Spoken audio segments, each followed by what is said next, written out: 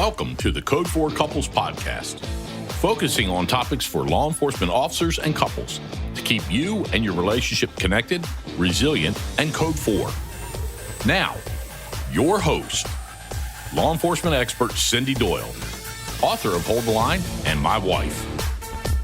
Hey there, and welcome back to Code 4 Couples. I am your host, Cindy Doyle, licensed professional counselor, author of Hold the Line, and law enforcement spouse retired. Today, I have Richard Crimi on from Mind Prep Academy. Richard had a 14-year career in law enforcement and had the privilege of taking on a variety of roles, including patrol officer, field training officer, honored guard, unit member, and member of the Special Emergency Response Team.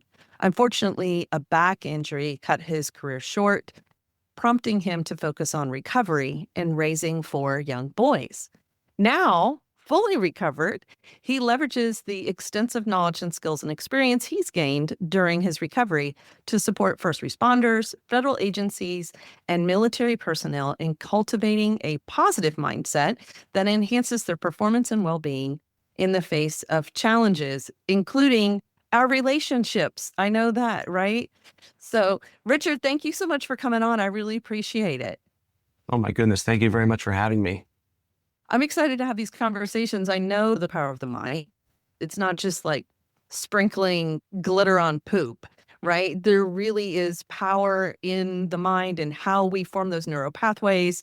And I'm excited to have some of those conversations with you. I assume we're going to be talking about some of that too, right? Absolutely. Yes, absolutely.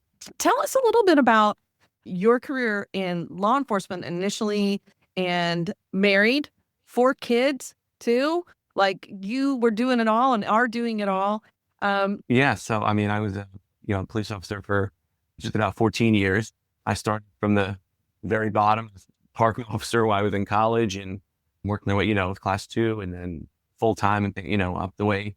And many years into it, I had started developing this back issue, and it just started getting worse. And, you try to bandage it with some surgeries, just wasn't working. And I just got to the point where it was really like affecting many discs at one time. It was almost like just tearing them apart one by one. And it just was like a question of my own safety and people around me, because it would just like give out on me out of nowhere.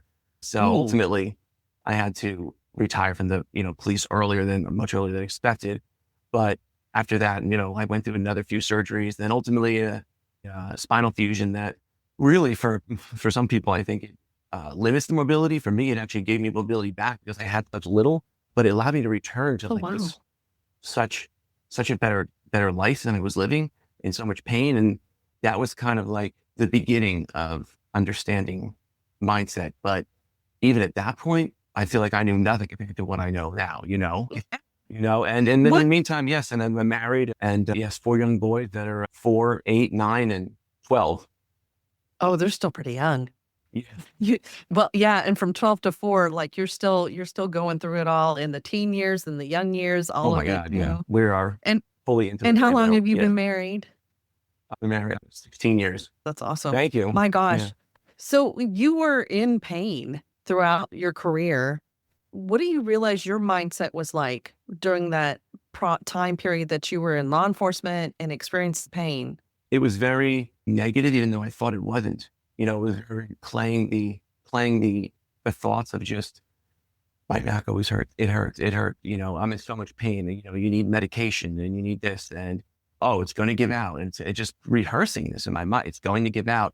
I wasn't doing it intentionally, nor did I know what I was doing. You're just going off of the thoughts that were coming to my mind, which I didn't realize that I wasn't. These are just being played to me. Just like, it's almost like you're rehearsing something bad to say, and then it happening in front of you.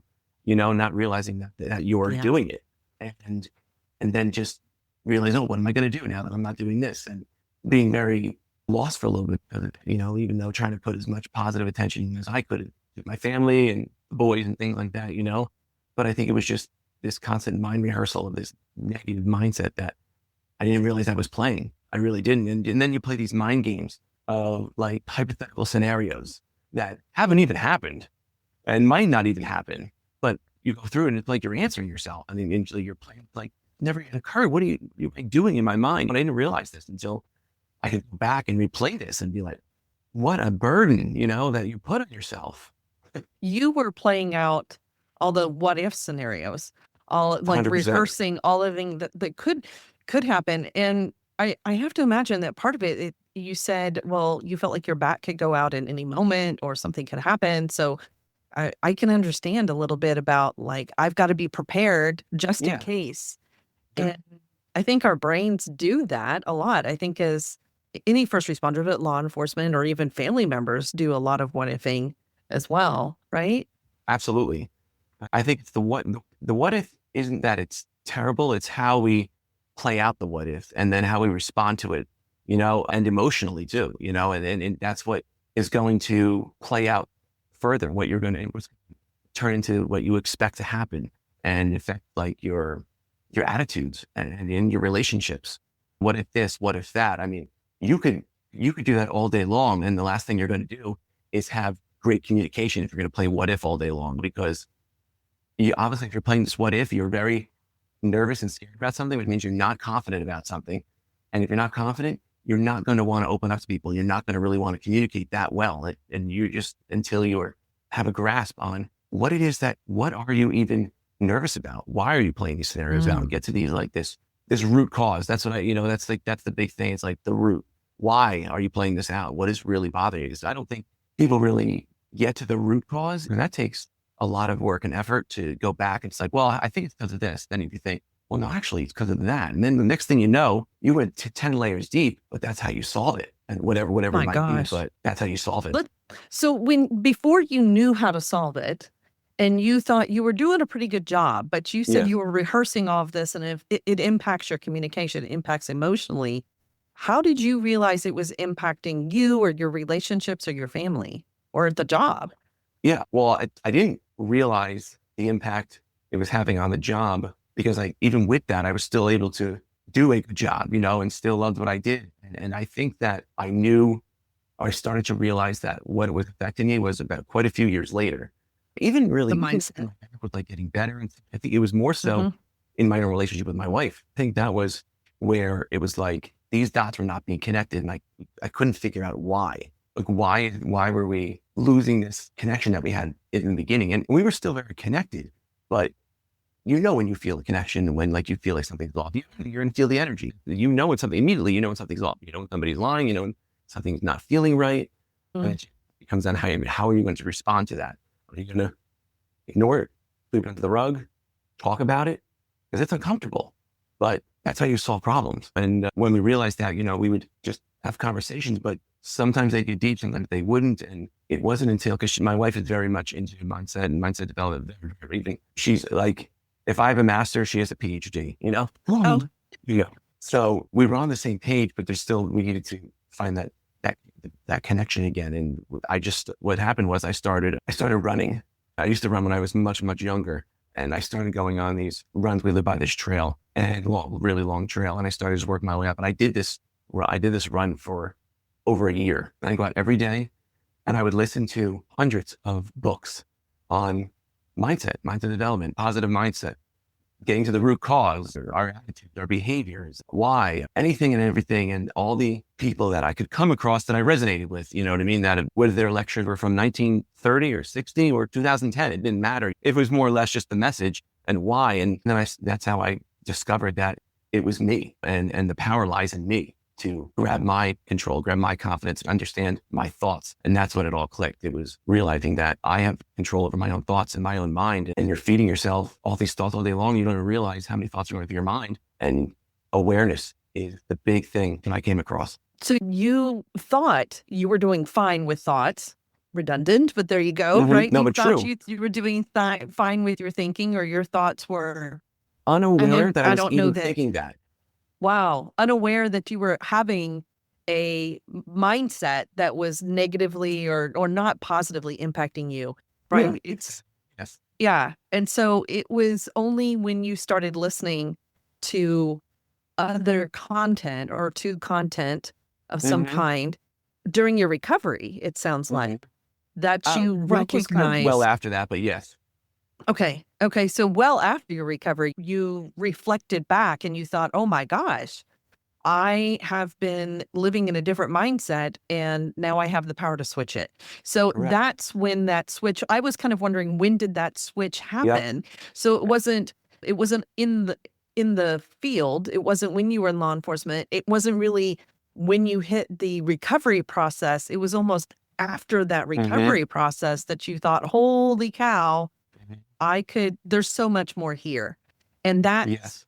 that's the message that you have for law enforcement and all those groups that you're working with, as well as I know our relationships as well. Mhm. So tell us what you're finding out. What have you found in regard to the power of our thoughts? Because I know that's something that you like to talk about, is how much power our thoughts can have. Yes. Yeah. Yes. The thoughts that we're replaying in our minds, it's like a story we're telling ourselves all day long, and we just don't even realize it. And you're telling yourself this story, and you're triggering emotions and responses and all these feelings. With that, you're going to then replay why you're feeling maybe negative, maybe why somebody doesn't appreciate me, maybe why somebody keeps getting in an argument with me, or my spouse. I feel like they don't understand me and things like that. I think it's because you don't understand yourself and you're not grounded with your emotions. And until you can tell yourself, I understand me and I appreciate me and I have confidence in myself, that's the energy that's going to start coming out. Because if you keep playing these stories in your mind, that's what's going to be presented in front of you. That it more or less, because it's Like those because that's what patterns you're are going to telling come yourself. up. That's the world that you're living in. And until you change it, you can't change the world that you may want, because what you want is not going to really come until you can be confident that you are in it, more or less. Because wanting is just, I want this, what people, I want something, but I have this is something completely different. And identifying those thoughts and those patterns, that's the way out. And it comes down to a big thing, self-talk. That's what was something huge that I took away from through all my research and reading. Telling yourself, like, I am great, I am confident, I'm such a great father, I'm such a great husband, I am filled with love, I'm confident in myself. It's just little things like that that you can do. But that's how I started. And I would watch as I started really believing it and feeling it and saying these things. Something you can believe and you can feel, because that's the key to it. You have to believe it and feel it and live it in your mind as if it's occurring right now.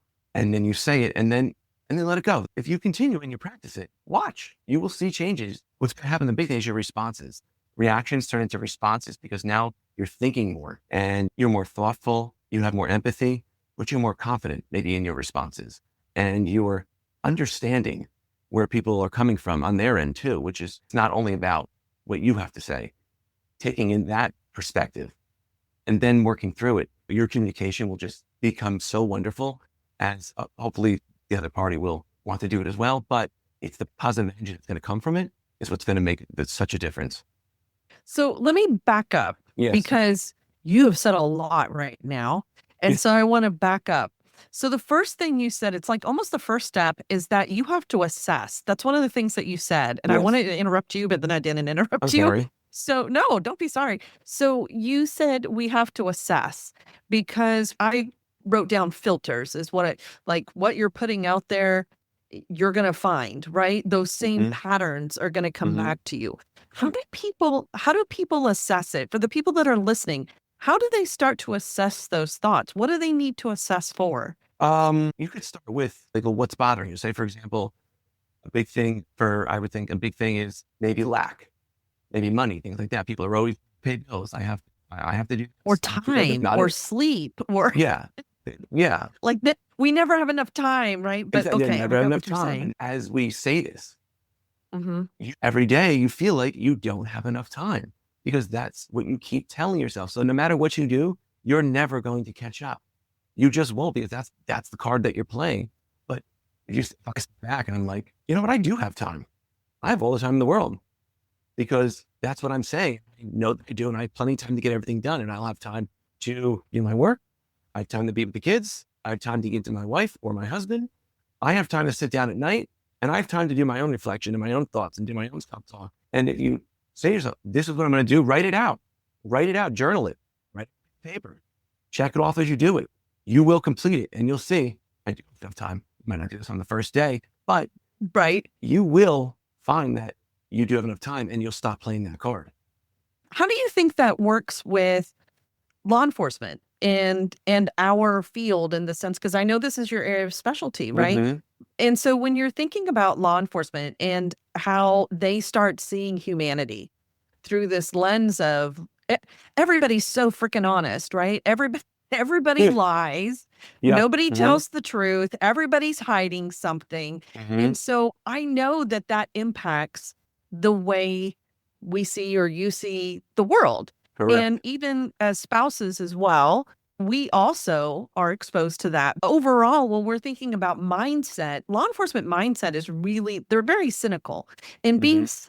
cynical helps them stay alive, because if I don't Mhm. trust what's out there, Mhm. then I'm going to take action that's going to protect myself. If I trust, like, oh, that person doesn't have the intention of harming me, that could be dangerous. And so cynicism is prevalent. How do we find balance in having a healthy cynicism and the power of thoughts and mind?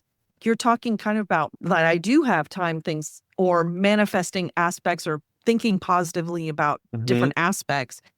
How does cynicism get in the way, or how do we find balance in that in this field? I think it's your mind preparation and how you're Okay. preparing to go out there in the field. That's the biggest thing that you could take away and you could do and you could implement immediately, really, is preparing your mind, preparing yourself for anything out there. Because I mean, anything can happen. Literally anything. You know what I mean? Anything. Um, anything. I mean, when I went to work, I mean, anything could occur. And preparing for anything is just knowing by rehearsal that no matter what occurs, I am going to be in control. I am going to be aware. I am going to take in all perspectives. I am going to handle this. I am going to be an excellent leader. I know the steps that are involved. Now, it's not I that you hear know it. everything that you're going to do to it right this second, but by doing that, you're going to be able to put it together in the moment because you rehearsed it so many times that it's going to click, and and you're not even going to realize it's going to click. So preparing the mind beforehand, telling yourself that you're the one in control, you're the one with the power, is going to build up this confidence and this runway for you. Ooh, I like that concept. It's confidence, not a cockiness, right? It's, I know that I have the ability to handle this. I know I can handle what's in front of me. I know I will Mhm. overcome. It's that positive perspective. It's the resilience mindset that you're talking about. It's not just, unicorns and pretending things don't exist. We're going Correct. to admit that there could be a dangerous situation, Absolutely. and I can overcome. And that mindset, I would imagine, spills over very positively, like you were talking about, in communication or Yeah. relationships, as opposed to the challenges that could be. And so instead of having a fear-based mindset, maybe is that what it Mhm. is, to Yep. having more of a confident, filling your mind with positive but confidence and a Affirmations. surety, Mhm. affirmation. You mentioned reactions turn into responses. What did you mean by that? It could be a call with police or my child. It doesn't matter. Certain things are going to trigger us that we just like, I'm just done with it. Just don't want to deal with it. And you're going to react. Reactions are going to bring out what you really dislike about something or why it's really ticking you off. But if you now rehearse that, no, I'm going to respond because I get that I'm the one in control and that's not how I want to be. I don't want to be like that. I don't want to be seen as that. I don't want to be known as that. I don't want to have my attitude like Mhm. that. All of it, all of it's going to spill over when I go home to my wife, when I go home to my kids, whether I respond to a call, it all bleeds everywhere, no matter how you're going to be. So if I'm going to change that, well, now I want to respond. I'm going to respond with understanding and thoughtfulness and care and empathy, but with confidence and with power. Not that I own you, but I'm the one controlling the situation, but I completely understand and get where you're coming from. And we can go from there.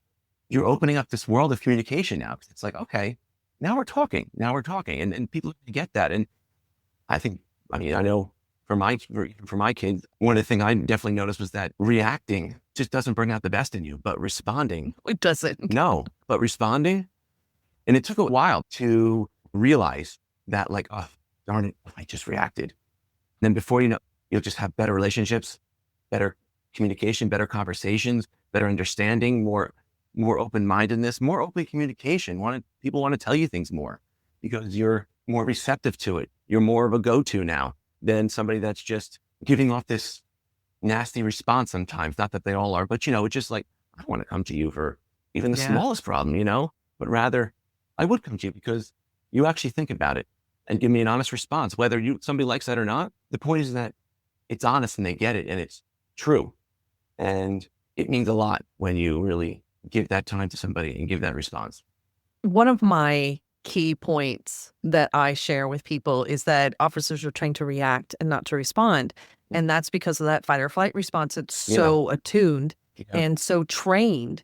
And many times that reaction is not who you want to be. And I think that's part of what you're saying is that when I asked about the reactions turn into responses, you're saying it's that thoughts directly influence emotions, behaviors, and ultimately the quality of relationships. And in that moment, you have to take a beat or you have to practice the mindset in order to show up in a way that you want to show up. And I love that you used your kids for an example, like jumping on them. Not physically, but right, like they're driving you bananas and reacting to them doesn't get the response that you want. And the word that I kept thinking about is, man, you have to be so intentional about how you want to be. Does intention or spending time, you mentioned journaling a little while ago, how does spending time being intentional about the mindset come into play here? That's how you're going to integrate it into your work, to your career, to your life, to your family. That's how it's going to happen. Intentionally practicing it every day to the point where you don't forget to practice it and that you won't even go to sleep without saying it, or when you wake up, it's the first thing on your mind. Or if you're not feeling well, when you get up in the middle of the night to the bathroom, immediately I say to myself, I'm healthy. I'm a great healer. It's just these little things that you're telling your mind, telling yourself, and it has a dramatic impact on so many other areas in life. So many law enforcement, I feel like that, or first responder, anyway, any military, these calls and the emotion. So much telling yourself, communicating with yourself and telling yourself these things can literally de-stress yourself. Gratitude is one of the biggest, best things you can do to distress yourself. Whenever I'm just feeling out of it or not, or things really bother me, or I'm just thinking too much about something, I literally go in my mind and say, you know what? I'm so grateful for this experience because I know something good will come out of it. No matter what, something good will come out of it. I'm so grateful that I had plenty of family. I'm so grateful that it's a beautiful day outside. Go away from it. What's in front of you? Start there, start small. In a minute, I guarantee you won't even remember the problem. And before you might even have a solution because gratitude, because it immediately tricks your mind into being positive. And with positives become an answer. That's a really quick trick then, just to move it into gratitude and that your brain may be able to come up with something as a solution. Absolutely. You've mentioned about perspectives. You said start by recognizing the thoughts. We were talking about assessment and seeing things from a different perspective. What's kind of the process that people need to take in order to start changing their mindset, analyzing what maybe they need to do, and maybe even recognizing how they're reacting emotionally as opposed to intentionally? Perspective, it's how you're seeing something and you're viewing it and how you're taking it. I think a lot of people don't realize that everybody's going to have a different perspective on something. And people don't think they give the time or the thought to that. They think that sometimes it's like, well, this is how I see it. And that's it. It's like, that's not it though. And I think they think this is how I see it, and that's right. That's correct. My way is the right way. I think what I hear. And it's like not only is nothing going to get accomplished, but you've shut down. You're unwilling now. You're not telling yourself this, but but you are at the same time, you're unwilling to take in anybody else's perspective or anybody else's thoughts or anybody else's ideas, because you have told yourself that this is the only way, when in fact, there's 1,000 other ways, and they might even be better. Not that that way's not great, but this way's better. And you might need to circle around and be like, no, my way is better. But now you know, and now we've shown respect for everyone. We've allowed everybody feels included. It's just being aware of it and showing respect for it and coming to whose is better and why is it better and what will it do? Make the thing so much easier to do. And once again, it makes communication better, which goes back to that, making and communicating with everybody. And you could do that at home with your spouse, or with your children. We do that. Why? Why do you see it this way? All of them, I'll do 4-year-old. I mean, you're going to get something that's going to then allow you to see it from their angle and be like, I didn't know that. That changes everything, maybe. Yeah. So kind of getting curious other people's perspectives if they have something different than your own. Correct. Yeah. I know that you have a mastery course. So what are some of the techniques that you recommend? You've talked about gratitude as a technique. You've thought about affirmation. I like part of what you said too is don't make it so far out that you can't imagine it. Yeah. Yeah. I have $5 million in my bank account kind of a thing, but more like I am financially stable. Like maybe start there. Start there. Just start with, exactly. Not that's not achievable. Right. But it won't be achievable if you don't believe it. That's the big thing. If you don't believe it, then but set a goal, set small goals, to start. Like I'm going to be open-minded to listen to everybody's perspective and be open to it. That's your goal for the week. Setting the intention of the goal. Setting the intention. Okay.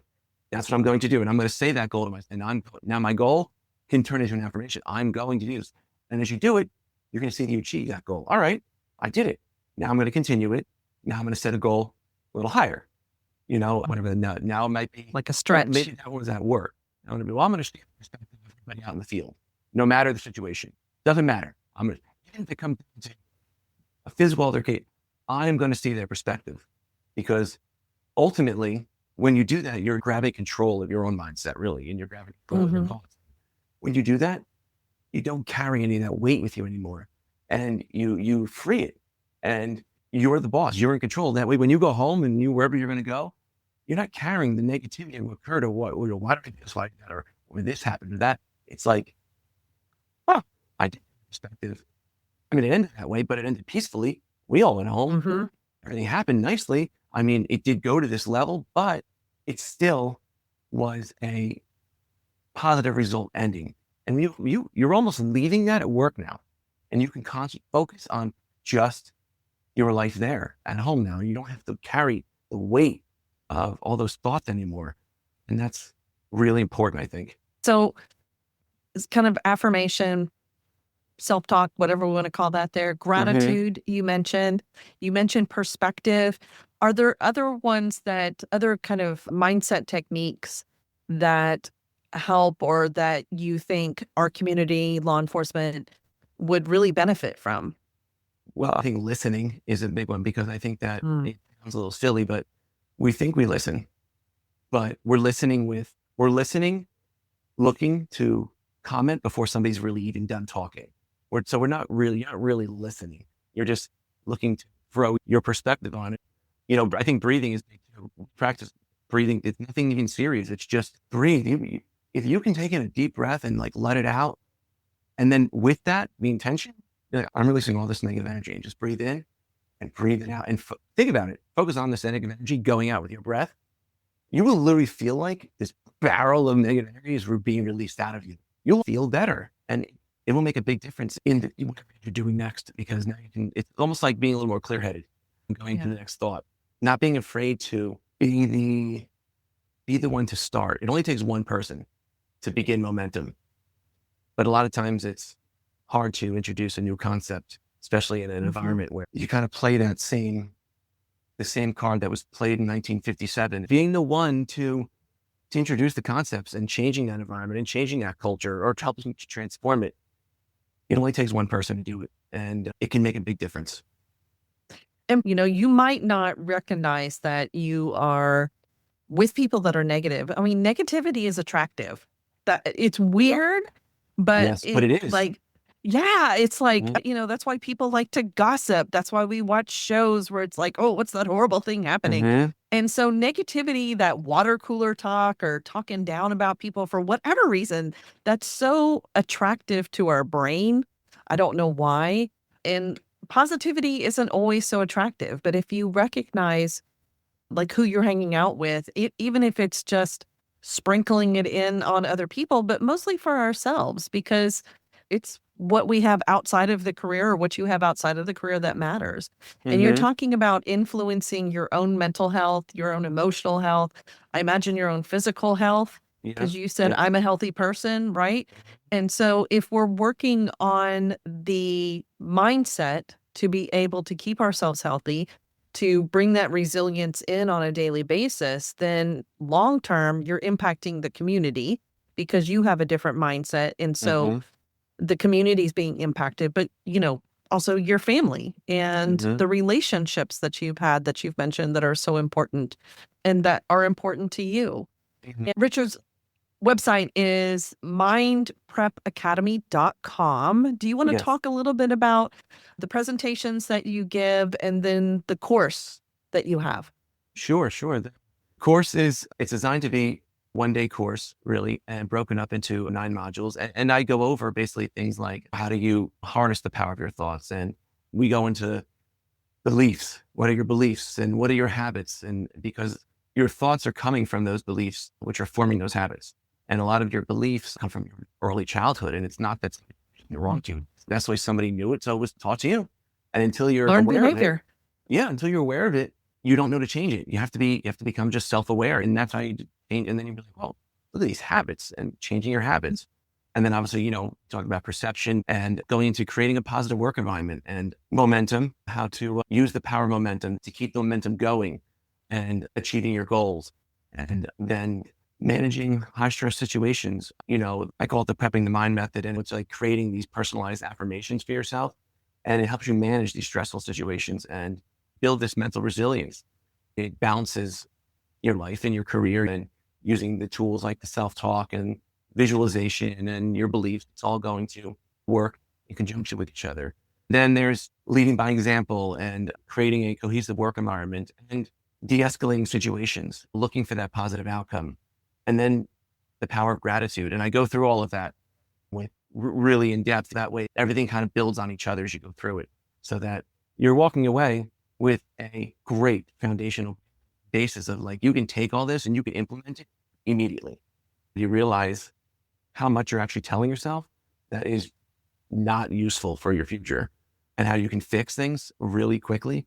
If you want to do it, you have to be dedicated and you have to want to do it. I can tell you, I can teach it, but you have to be the one to do it. And if you do it, Absolutely. it will work. It worked for me, worked for my wife, my kids. I think we can all improve our mindset. So, being able to use one of those skills that you have mentioned, whether that's visualization or gratitude, man, just a daily practice of gratitude or the Mm-hmm. perspective taking or just the positive thought and the affirming self-talk to have Mm-hmm. that I can handle this. Just starting in a small way is really important. And hopefully you out there listening are taking away some little nugget from what he is saying in regard to the power of your mind and how it can really help you move from wherever you want to be to wherever you want to go. And it's that movement. And I love that you even said, I mean, my wife and my kids are benefiting from this too, because it's Yeah. your relationships as well. If people want to get a hold of you, how do they best get a hold of you? There's definitely the website, obviously mindprepacademy.com, but also social media, Facebook or Instagram or LinkedIn, or they can message. Definitely will respond back. And my email, is on the website. It's everywhere, Richard at mindprepacademy.com. I'll get back to you as soon as I can. I hope that it was helpful and useful. I know it will work if you just have to do it. and want to learn more. Just do it and just want to learn more, changing that mindset. Guys, I will drop all of his contact information, the website, information about the course that he has in the show notes. So if you're on your device, just drop down into the notes and you will see all the links. You can press on those links where you can connect with Richard on any one of those social medias or check out his website. It has a lot of great information in there, and I know that you will definitely benefit from all the mindset information and expertise that Richard has developed over the years. I know he wants to continue to make an impact. Richard, thank you so much for joining us today. I really appreciate it. Guys, also don't forget that I have the workbook for my book out there. It is free and available to you. You can go to holdthelinebook.com and look for the free download for the workbook that goes with the book. And if you haven't picked up my book, it is available on any online retailer, Amazon, Barnes & Noble, Walmart, Target, all those great things. And until next time, guys, y'all keep it Code 4. Bye-bye. Thanks for joining us. For more information about the podcast or Cindy, check out code4couples.com. All intellectual property rights owned by CRLD2 Ventures, LLC, are protected by the firm of 9mm, 45 ACP, 5.56mm, and 12 gauge.